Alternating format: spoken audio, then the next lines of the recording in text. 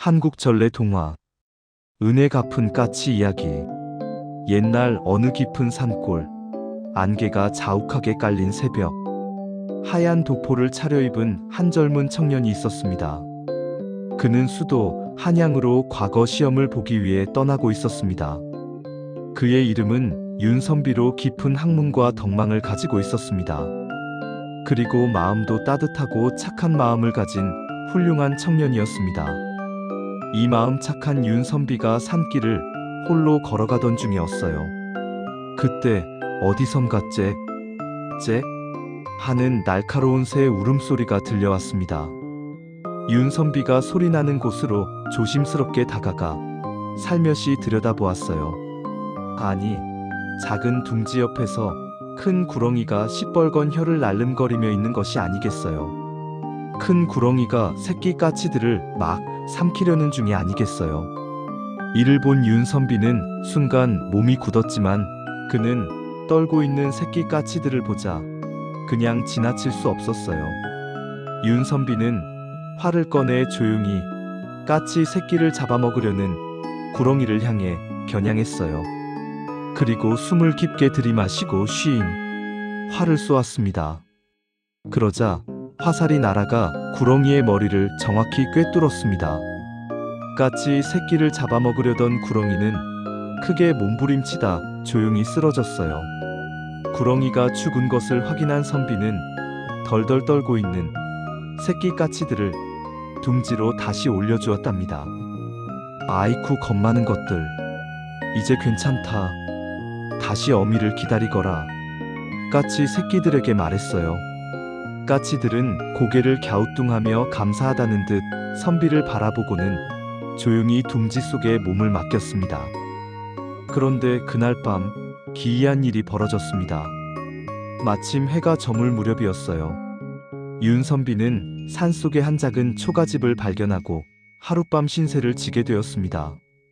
주인은 인심 좋은 아낙네였고 따뜻한 밥도 내어주었지요. 하지만 그날 밤이 선비가 잠을 자고 있는데 이상한 기척에 잠에서 번쩍 깼습니다. 방 안은 음산하게 식어 있었고 문틈 사이로 스르륵 스르륵 무언가 기어오는 소리가 들렸습니다. 이내 길고 검은 그림자가 문 밑을 스멀스멀 넘어왔어요. 그리고 선비 앞에서 커다란 입을 벌린 구렁이가 모습을 드러냈어요. 눈빛은 불처럼 붉었고 입가에는 독액이 송골송골 맺혀 있었지요. 그러더니 큰 구렁이가 윤선비를 향해 말을 했어요. 네가 내 남편을 죽였구나. 오늘 밤 내 목숨으로 대가를 치르게 하마. 구렁이는 번개처럼 달려들어 선비의 몸을 칭칭 휘감았습니다. 사람 살려. 하지만 깊은 산중에는 그를 구해줄 사람이 없었어요. 선비는 빠져나오려고 몸부림쳤지만 구렁이의 힘은 매서웠습니다. 점점 숨이 막혀오고 있었어요. 그리고 선비의 손끝이 차갑게 떨리기 시작했어요. 선비는 속으로 생각했어요. 오늘 밤에 내가 뱀에게 죽임을 당하겠구나. 그때 쾅 웅웅웅 밤하늘을 찢는 듯한 장엄한 종소리가 울려 퍼졌습니다. 구렁이는 화들짝 놀라 몸을 풀어버렸습니다. 그 범종은 나쁜 마음을 품은 악귀가 싫어하는 소리이거든요. 범종?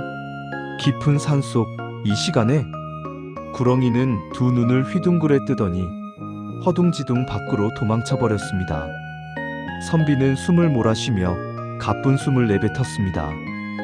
살았다 하지만 이 깊은 밤에 누가 종을 울린 거지? 선비는 위기의 순간에 자기를 구해준 의문의 범종 소리를 따라가 보기로 했어요. 선비는 떨리는 다리로 밖으로 뛰쳐나왔습니다. 고요한 마을 한복판, 바람도 멈춘 밤이었습니다. 하지만 방금 들린 종소리의 여운은 아직도 공기 속에 파도처럼 퍼져 있었습니다. 선비는 종소리가 울린 방향을 향해 숨이 턱에 차도록 달렸습니다. 어두캄캄한 산길을 한참 오르자 낡은 산사가 모습을 드러냈습니다. 등불 하나 켜지지 않은 쓸쓸한 산사였지요. 이 산사에서 소리가 났단 말인가? 선비는 조심스럽게 범종각으로 다가갔습니다. 그리고 그곳에서 그의 발걸음이 멈췄습니다. 까치들이 자신을 희생하면서 온몸으로 범종을 친 것이었어요. 글쎄, 범종 아래에 두 마리의 까치가 피를 흘린 채 쓰러져 있었습니다. 한 마리는 이마가 찢어져 있었고 다른 한 마리는 가슴이 상처투성이었습니다. 그러나 두 마리는 범종의 줄을 꼭 붙잡은 채 마지막 힘을 다해 종을 친 것이었어요. 혹시 너희는 낮에 내가 구해준 그 까치 새끼의 부모인가? 선비의 두 눈이 흔들렸습니다. 까치들은 희미하게 눈을 깜빡이더니 마지막 힘으로 선비를 바라보았습니다. 마치 이렇게 말하는 것 같았습니다. 당신이 우리 아이를 살렸으니 우리도 당신을 살리러 왔습니다. 잠시 후 두 까치는 조용히 눈을 감았습니다. 문득 바람이 한 줄기 불어와 두 마리의 깃털을 살며시 흔들었습니다. 윤선비는 무릎을 꿇고 깊이 고개를 숙였습니다. 그리고 말했어요. 너희의 희생을 잊지 않을게. 이 은혜를 평생 잊지 않을게. 나는 반드시 누군가의 생명을 살리는 사람이 될 거야. 그의 눈가에는 뜨거운 눈물이 맺혔습니다. 그 이후 선비의 삶은 어떠했을까요? 윤선비는 한양으로 올라갔습니다. 드디어 과거 시험에 합격했어요. 그리고 나라의 훌륭한 관리가 되었지요. 사람들은 그가 불쌍한 이웃을 돕고 버려진 아이들을 보살피며 그는 어떤 환경에서도 가난한 농민, 사람들을 위해 우선 달려갔어요. 이런 모습들을 지켜본 백성들은 그를 인자하고 훌륭한 선비라고 불렀습니다. 선비는 언제나 마음속으로 다짐했습니다. 두 마리 까치가 내게 보여준 은혜를 나는 사람들에게 갚으며 살리라. 그리고 그의 선행은 오랫동안 사람들의 입에서 입으로 전해져 내려왔습니다. 그것이 은혜를 갚은 까치 이야기로 남게 되었답니다. 우리는 이 이야기를 통해 무엇을 배울 수 있을까요? 말 못하는 짐승도 자기가 받은 은혜를 잊지 않고 사람이 자기에게 베풀어준 은혜를 갚았지요. 우리는 살아오면서 부모님은 물론 수많은 사람들로부터 은혜와 사랑을 받고 지금까지 살아왔어요. 우리들도 마땅히 이 은혜를 갚아야겠지요.